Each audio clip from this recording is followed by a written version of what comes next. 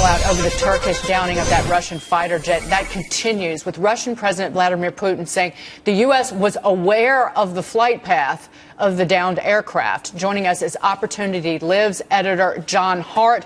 John, where does this go? We had Francois Hollande, the president of France, meeting with Vladimir Putin yesterday, and they're still pushing for cooperation. But what does this mean? Where does it go? Well, hopefully it won't escalate further from where it is now, but let's talk about why we're here.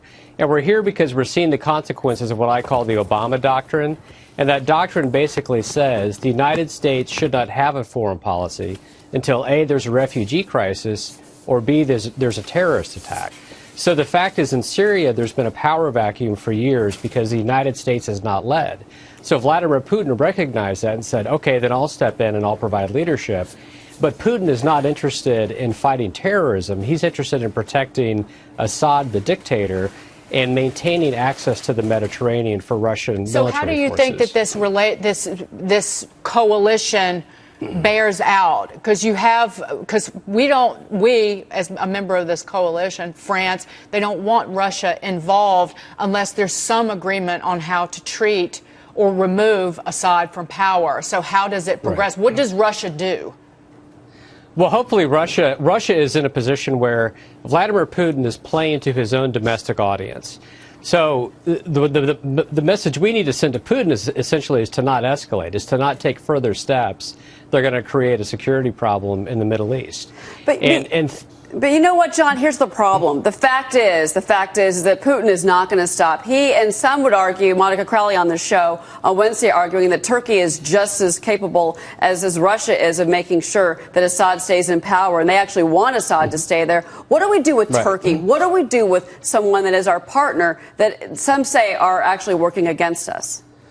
Well, I think what we have to do is, number one, is we have to articulate what is our foreign policy in the Middle East. And with this president, we simply haven't had one.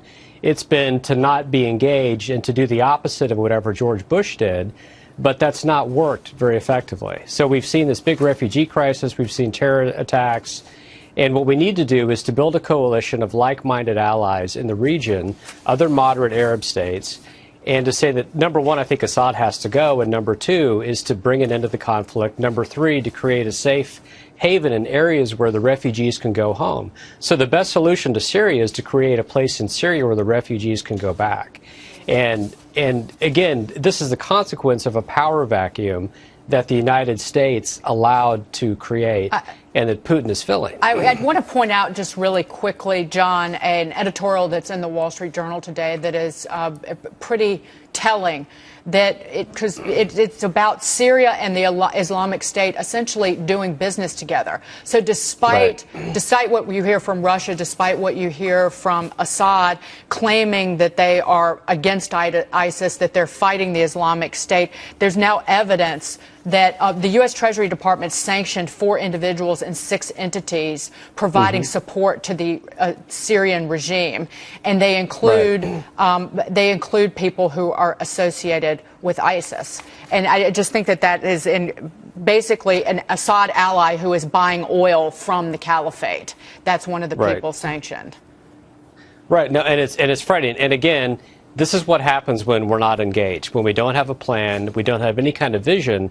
And you can criticize George Bush for decisions he made, but he had a foreign policy. He would preemptively go after threats that he perceived to be a threat to the United States and our security interests, whereas Obama is just procrastination. And to wait until there's a crisis, until there's a Russian jet shot down, that we have a big discussion about what is our vision, what is our foreign policy. John, just jumping in on your comment about lack of leadership. I mean, Putin clearly is driving a bus here. This is not the first incident with jets flying into Turkish space, and this is not the first time the Turkish have warned the Russians about it. And you have to almost argue that Putin did this on purpose, that sooner or later there would be an incident, and give him the excuse to bring these missiles into the theater. Well, he may have. I think Putin's interest, again, is to, number one, is to build support, maintain support for his own political position within Russia.